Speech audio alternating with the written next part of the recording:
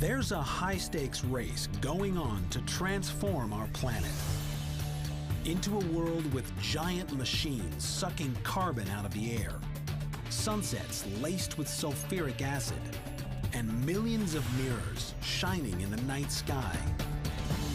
If you think this sounds like some whacked-out vision of the future, think again. These technologies are being developed right now. I'm taking a wild ride across the globe. Wow, now we're booking. To some surprising places. I'm a high-tech redneck. Yeah.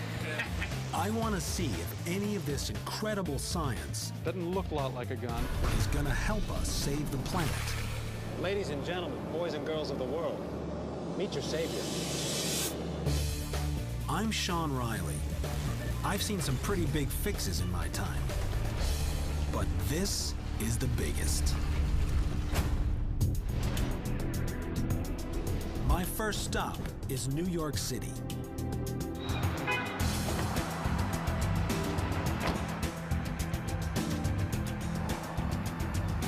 Everyone knows that greenhouse gases are piling up, and the Earth is getting hotter and hotter. This cab ride alone will put almost 7 pounds of CO2 in the air. We're all adding to the problem, one molecule at a time, block by block, across the globe. What I bet you didn't know is that scientists are developing some far-out fixes. So controversial that even the UN is trying to ban them.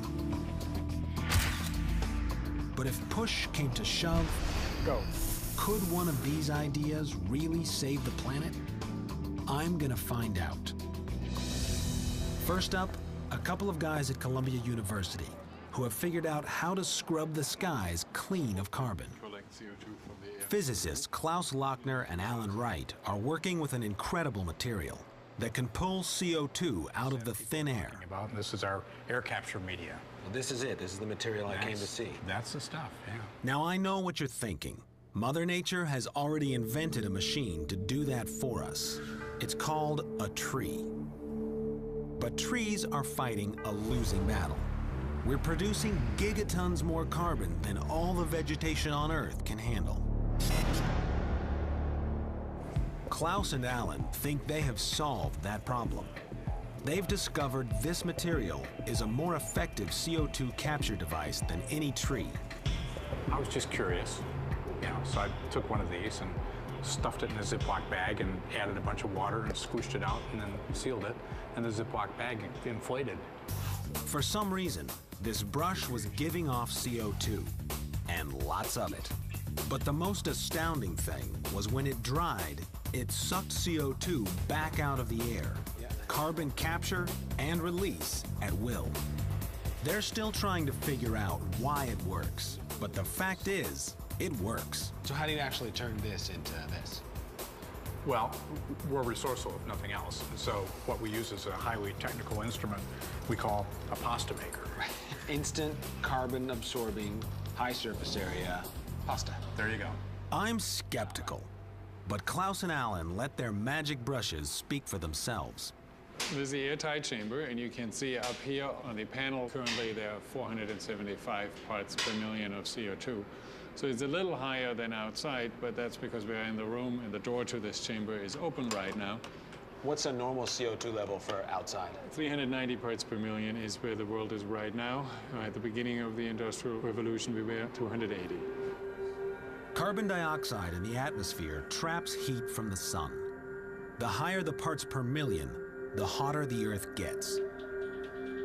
Most scientists think that major climate change is right around the corner, at 450 parts per million. So this material is now actively absorbing CO2 out of the air inside the box? Yes, and if you watch the red line, you can actually already see, and it's now moving downward because these two brushes are absorbing the CO2 that is in there. That's amazing. We're less than 2 minutes into it, and I can already see it's starting to lower the amount of CO2 inside the box. And that's what they're supposed to do. The potential of this discovery is huge. We could stop the clock on global warming. and bring the environment back in time.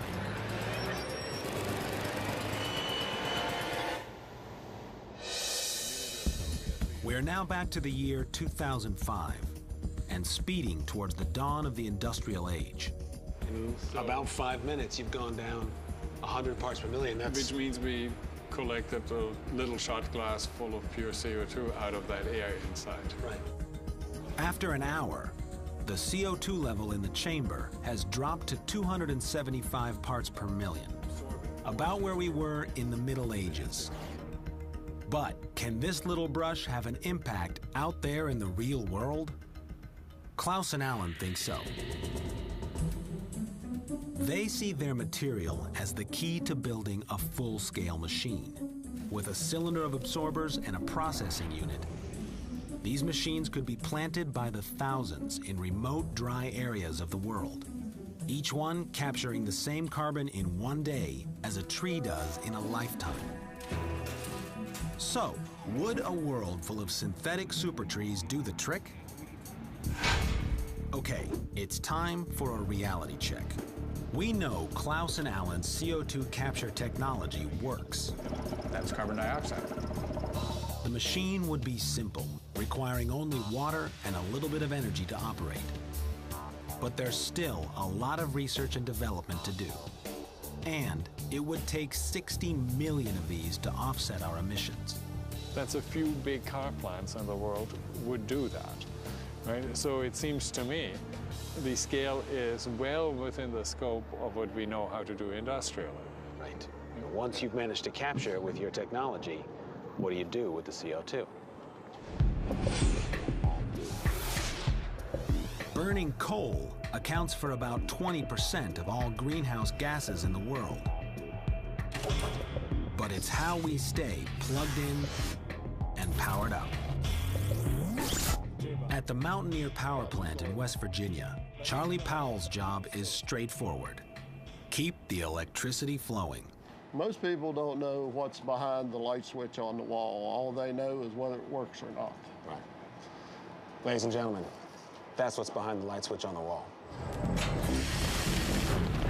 He's back there, burning coal day in and day out, pumping millions of tons of CO2 into the sky each year.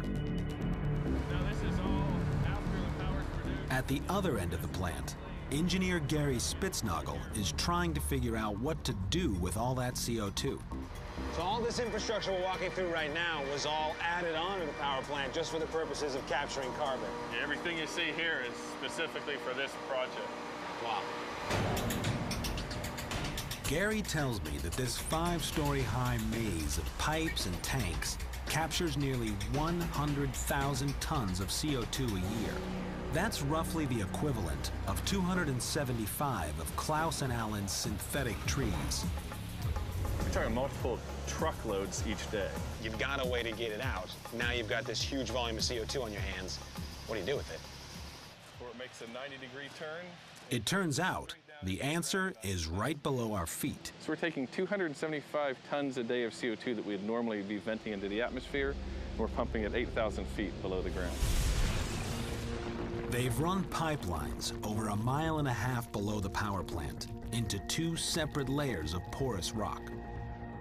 Compressed CO2 is pumped down and actually injected into these geologic formations, where it is trapped below an impermeable zone of dense rock. It seems logical. We pulled the carbon out of the ground. Now we're going to put it back. So, what's the reality? Studies show we could store significant amounts of CO2 underground. But there are only certain regions of the world where the perfect geology for sequestration exists. A lot of power plants will still be emitting greenhouse gases. And just like in the oil industry, there's always the danger of a leak. Not to mention, we'd have to roll up our sleeves and get to work. No matter what the technology is, whether it's Lochner's or yours, we're talking serious infrastructure. When I look at the big picture, you can't see anything short of a moonshot type effort, something that truly takes the efforts of an enormous group of people trying to solve the problem from a lot of different angles, putting huge effort into it. What would be simpler, cheaper, something we could do across the globe? Some scientists think the answer is lying at the bottom of the ocean. Next stop, the North Atlantic.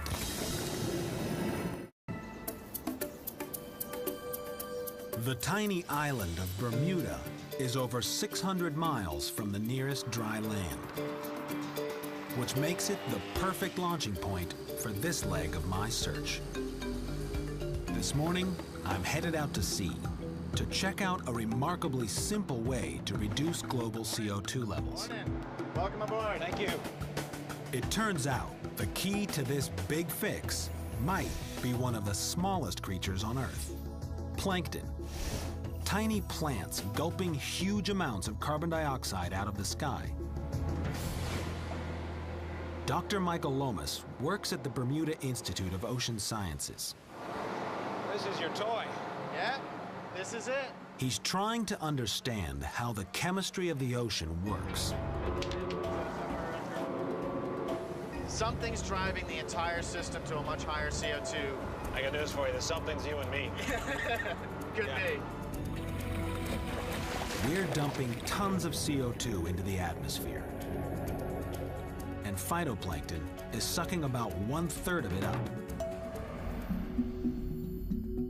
Just like plants on land, these huge patches of algae need CO2 to live. And they dwarf any forest. Algae can be found on almost 70% of the Earth's surface. A simple organism that can capture carbon just like Klaus and Allen's synthetic tree and lock it away forever like Gary's CO2 pipeline. And the best part is, it's happening right now. So this is the real-time readout of that CTD sensor that's in the water. The green line is actually a proxy for phytoplankton biomass. And you can see that there's actually a spike here, somewhere around 60 meters. CO2 is pulled out of the air by plankton living just below the surface. When they die, they sink to the bottom, taking the captured carbon with them, where it will remain for thousands of years. It's a massive carbon pipeline to the bottom of the ocean. So we're going to actually deploy now our plankton net so we can actually catch some of those animals. But can we make this plankton work harder for us? So there it goes, it's in the water. Well, if we know that the phytoplankton or plants are down there doing their job, is there a way to actually manually go in there and tweak their population and increase the amount of plants in the ocean? Well, there's a number of things we can potentially try. In some regions of the ocean, algae need iron to grow and multiply. One idea? Feed them. In 2002, this group set out for the coast of Antarctica to see if they could supercharge algae growth by adding iron. They spread tons of iron dust across almost 20 square miles of barren ocean. The fertilization experiment was a success. Within a few days, the sea turned green with plant life. Each net has a different mesh size. This one's a 200 micron. So that's, twice the thickness of a human hair. And you're telling me that these little organisms right here in this jar could help save the world? Absolutely. This sort of greenish-brown layer that's floating to the top in this sample, those are all the single-cell plants in the ocean that conduct photosynthesis every day, and potentially, if they were to sink to the deep ocean, would remove that carbon and take that carbon right out of the atmosphere. It's the simplest idea I've heard yet. Ladies and gentlemen, boys and girls of the world, meet your savior. But this isn't like fertilizing your front lawn. We're talking about millions of square miles of ocean. Sequestering gigatons more carbon with microscopic plants isn't going to be easy. We'd need a fleet of ships crisscrossing the planet. systematically spreading iron over vast areas of ocean. The goal is to produce carbon-hungry algae blooms thousands of miles wide. Hold on a second here. This is starting to sound like a giant biochemistry experiment gone amok. Is ocean iron fertilization really the way to reduce global warming? Let's look at the pros and cons. We've proven we can grow more phytoplankton, and we know we can do it relatively cheaply with iron. But this is risky business. Dead algae may sink carbon to the bottom of the ocean, but it can also starve marine life of oxygen. And there's no way to know how much carbon is actually being sequestered. So, is it worth taking the chance? Dr. Lomas doesn't think so. We don't understand how all of those things interconnect to give us the ecosystem we observe at any point in time. Right. There's a lot going on and a lot of interactions that we think we understand, but clearly don't understand as well as we need to. Ocean iron fertilization may seem like a simpler way to cool the Earth. But letting the genie out of this bottle might be a big mistake. Meanwhile, almost 800 miles to the north, the clock is still ticking. The waters around Manhattan have risen about 15 inches since the start of the Industrial Revolution. New York City is already dealing with the threat of rising sea levels. But outside the city limits, people are finding solutions that are a little more down to earth. Nestled in the mountains of West Virginia, there's a man who's sequestering carbon before it ever leaves the ground. Hey, Sean Riley. Hey, how you doing? How you doing? What brings you to the farm? I came to see you. Get out of here. Josh Fry is a chicken farmer. Chickens is my life. Sean, here's some plastic boots for... Now, when you think of greenhouse gases, power production and automobiles come to mind as the two main offenders. But I bet you didn't know, chickens are right up there too. That is a lot of chickens. That's 30,000 chickens that you're looking at. Okay, not just chickens. Livestock constitutes nearly 20% of all global emissions. Josh has found a way to keep his carbon out of the atmosphere. But I'm warning you, it's messy business. What do these chickens do mostly all day? They eat and poop all day long. That's it. It all adds up to a funky-smelling situation. Josh has figured out how to transform this mess from a problem into a solution. This is my contraption. This is a fixed bed gasifier where I cook the poop into carbon. Cook poop? What is this guy talking about? It really is a simple process. Here's how it works. A chicken poops on a chicken farm. As soon as it hits the ground, it begins to decompose and release greenhouse gases into the atmosphere. But if you take that manure and cook it slowly in a gasifier, you get two things: hot gas and a charcoal called biochar. This biochar locks carbon away, keeping it out of the atmosphere for hundreds, maybe thousands of years. Can we fire it up? Fire it up. All right, let's go. So this is the brain. This is the brain. Okay, starting up. For Josh, burning manure means free heat. Look at all this. This is not what you would normally find in a chicken farm. Not normally, no. I'm a high-tech redneck. Yeah. But it's the biochar Josh is making that could help cool the planet. All right, Josh, here it comes. And it might just make Josh Fry a richer man in the process. Stuff, huh? This is biochar. Black gold, the new black gold. It turns out all that fixed carbon works as a super fertilizer, too. Josh is currently coming up with a business plan to sell his 9,000-pound-a-day yield. Look for Fryochar soon at your local garden center or home improvement store. You think maybe that could save the world? It will help save the world, yes, in conjunction with other things. Biochar shows a lot of promise, but it could take a long time to go global with this technology, and it would be costly. Josh's rig came with a price tag of about $1 million. And we can't reduce emissions from power plants or cars with biochar.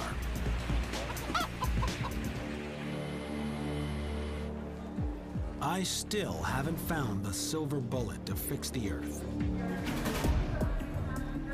Next stop, San Francisco. There's an atmospheric scientist on the West Coast who has a completely mind-blowing new way to cool the planet. Total carbon dioxide emitted to get me there, over 10 tons. Hopefully, this will be the answer to all of our problems. It's certainly good to deploy all this new technology, but it's not going to be enough. Ken Caldera has been studying climate change for almost 25 years. Somewhere in the world, a coal-fired power plant is being built at a rate of at least one a week. So there's more to come. He's got a pretty major news bulletin for me. It may be too late to save the planet by reducing CO2, but there is hope. We don't have a better way of cooling the planet, but we do have a different way of cooling the planet, a way that's completely different from greenhouse gas emissions reduction, a way that can cool the planet very quickly. Okay, so how is this different? Let's imagine that this garden here is our world. The gases in the atmosphere create the greenhouse effect that we've all heard about. Okay, that paints a picture. The problem is that we've been putting more greenhouse gases in the atmosphere, and that's a little bit like closing the windows on the greenhouse and keeping that energy in, making the greenhouse hotter. So what's the alternative?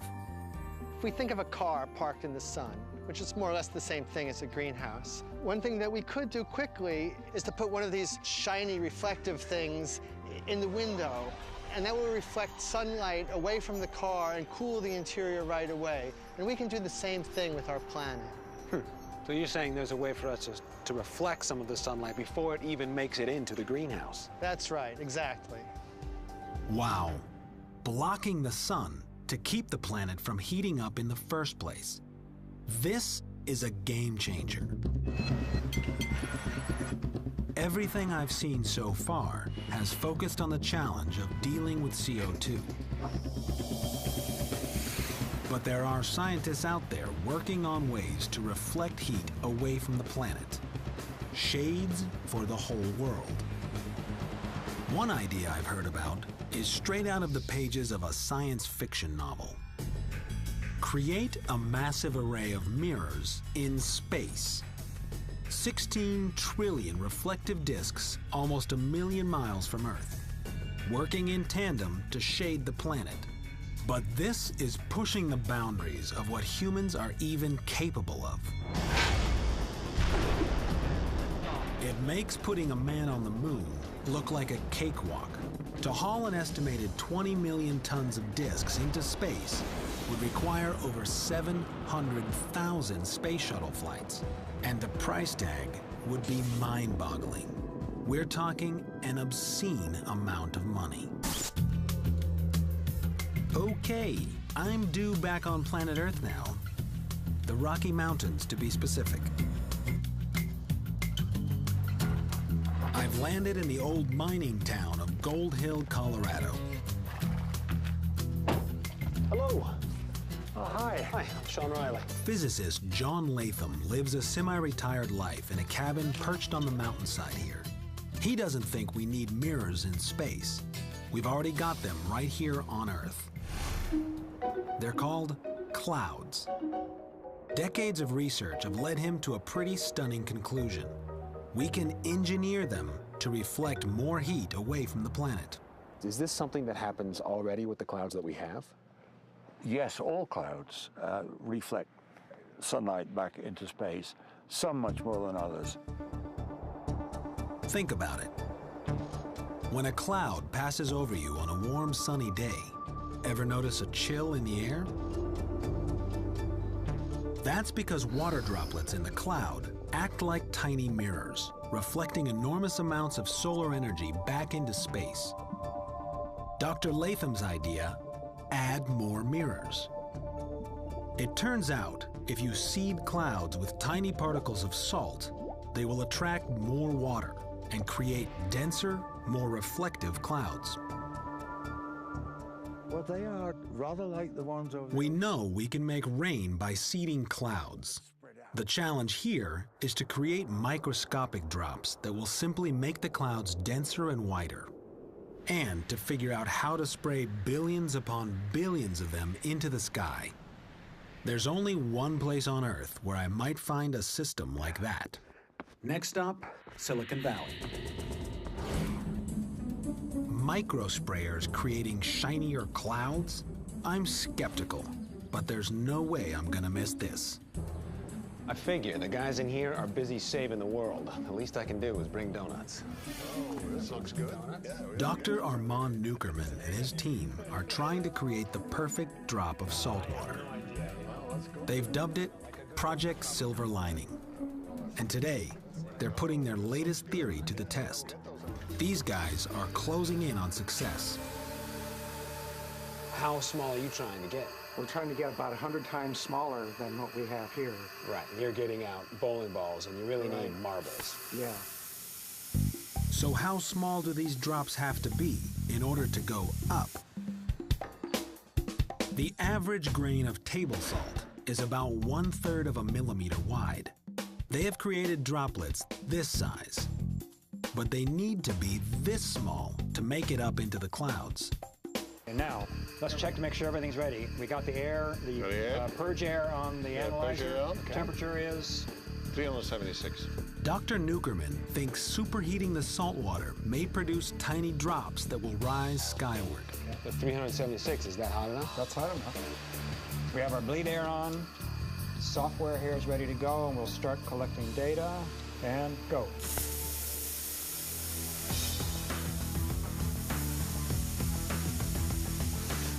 So what you're seeing now, a cut of the flow, the liquid that's coming in, and there's no sputtering through.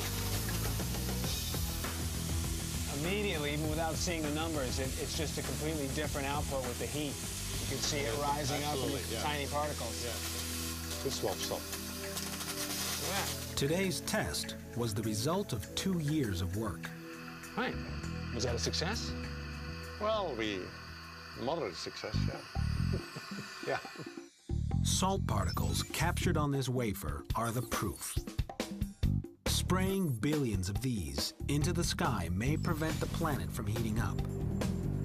And it's the first technology I've seen that could be deployed regionally, in emergency situations where things are boiling over right now. Places like the Greenland ice shelf.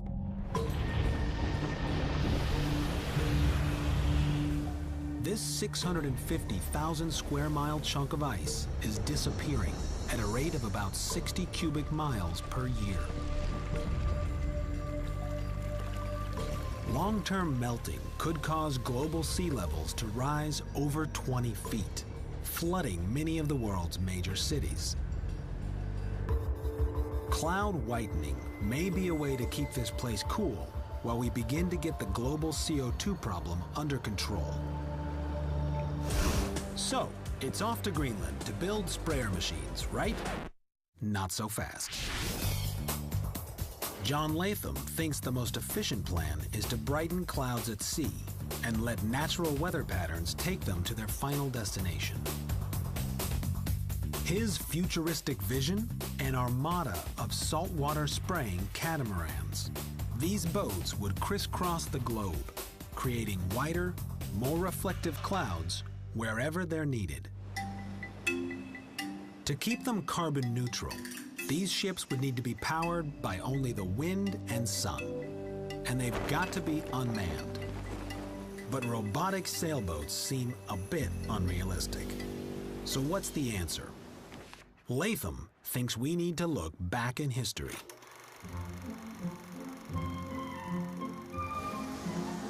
In 1925, a young German engineer named Anton Flettner unveiled a new type of sailing ship to the world. He claimed his rotor ship was powered by blue coal, his name for wind energy. But interest in the Flettner rotor quickly faded in favor of cheap fossil fuels. Is this lost technology the way to power Latham's cloud whitening ship? Pack your bags. Next stop, Germany. Just south of the border with Denmark is the port of Flensburg. It's a small town with shipbuilding in its blood. I've come halfway around the world to visit two guys who have built an amazing sailboat. It's kind of hard to believe, looking at it, that you could power a boat using just this cylinder. Nun, also der Zylinder muss sich drehen, sonst geht es nicht. Lutz Fieser and Renee Stockowitz's sailboat is called the Unicat. Solar-powered batteries spin the rotor, and the wind hitting the rotor makes the boat go. No sails, no ropes, no pulleys. It works because of the Magnus effect. Okay, let's go. When wind hits the spinning rotor, it creates high pressure on the side spinning into the wind, and low pressure on the side spinning with the wind. This low pressure area creates suction, pulling the boat towards it. That translates into a wild ride across the Baltic Sea. Good. Wow, now we're booking.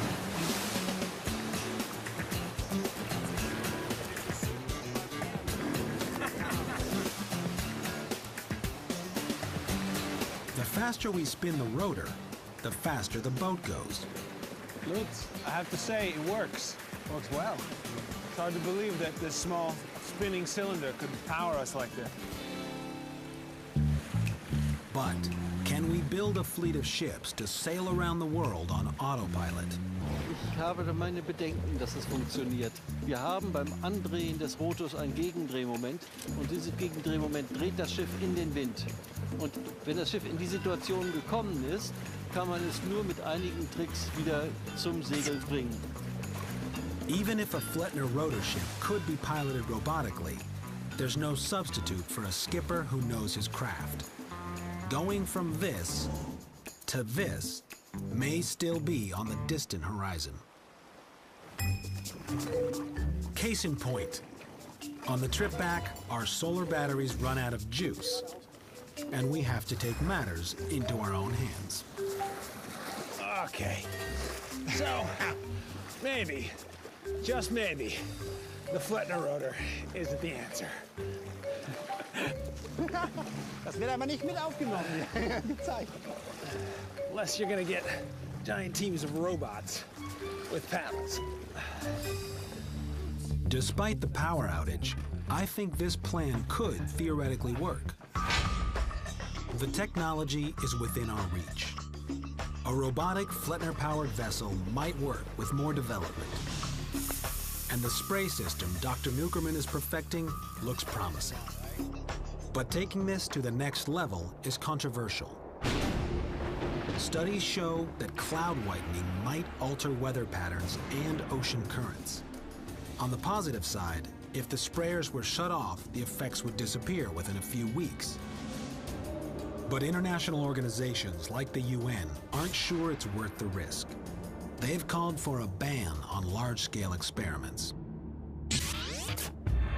But there's another way to deflect heat away from the surface of the Earth.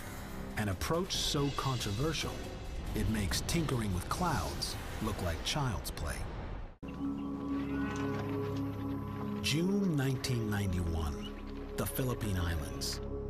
Mount Pinatubo erupts, spewing about 20 million tons of sulfur dioxide into the stratosphere. Over the next year, the temperature of the planet dropped almost 1 degree Fahrenheit. And so after Mount Pinatubo, all these little particles in the stratosphere reflected around 2% of the incoming sunlight back to space. It got atmospheric scientists like Ken Caldera wondering, could we do this intentionally? Is it possible to create a dimmer switch for the planet? Is this really practical? I mean, Can we really do this? We know it will basically work. We don't know all the details of what would happen if we did it. Some of the possible side effects of this controversial approach are shocking. Acid rain, drought, destruction of the ozone layer.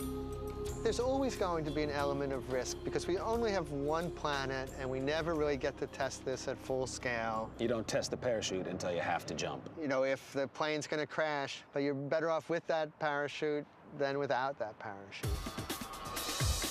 This parachute has some pretty nasty strings attached to it. But if the climate starts changing dramatically, we may have to pull the ripcord, which is why a number of people are working on the most challenging part of this plan, delivering 1 million tons of sulfur about 20 miles into the sky.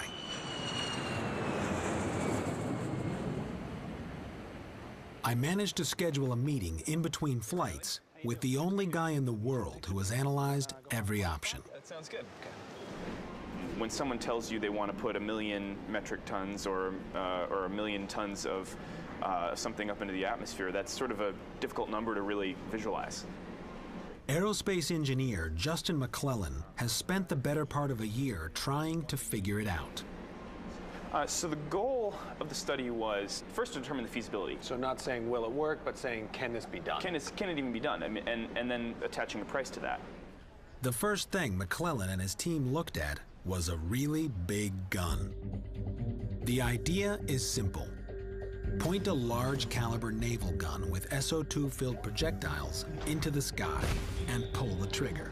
As the projectile hits the target altitude of 100,000 feet, eject the payload before the shell falls back to Earth. The problem is, it would take 14 million shots a year. Hundreds of guns firing every few seconds, day in and day out. The gunpowder alone would cost almost $100 billion per year. But there's a futuristic gun that could deliver sulfur dioxide to the stratosphere for less. Our crew has been allowed a rare glimpse inside the Naval Surface Warfare Center in Dahlgren, Virginia, to see a brand new long-range weapon called the electromagnetic railgun. You can forget about the price of gunpowder. This gun uses electricity. It strips away when the Rear Admiral Nevin Carr thinks it's going to revolutionize naval warfare. We can throw a projectile out of a gun like this about 200 nautical miles. That's much farther than any gun can shoot today in the U.S. Navy. But you don't just plug the railgun into a wall socket. First, a bank of capacitors is charged up with 11,000 volts of electricity. To fire the gun, all that stored energy is dumped at once, like a camera flash. This massive pulse of power generates an electromagnetic field in the gun, accelerating the projectile from 0 to Mach 7 in the blink of an eye. For today's test, the team will fire an 11-pound projectile. Once it's loaded, we go to high alert. This warehouse is about to become a supercharged electric powder keg. All right, 2 bells, video. Ready. Range instrumentation. Ready. Now, as we stand right now, everybody's been cleared out of the other room where the railgun is. That's right. There's no personnel behind the fence right now. Team member Vanessa Lent talks me through the firing sequence. All stations going to high power. Time to see what this thing can do. High voltage is on. 4 kV. 4,000 volts are going to go to 11,000 volts. Right. The capacitors slowly draw energy from the power grid. It makes me wonder, how much coal is being burned back in West Virginia to charge this thing? 7 kV. The Navy thinks this is the future of naval warfare. Enabling. But could it launch enough sulfur into the sky to guarantee the future of the planet? 3, 2, 1, fire. The sound of 11,000 volts of electricity is deafening. The projectile explodes out of the barrel at over 5,000 miles per hour. It's mind-bending, futuristic stuff.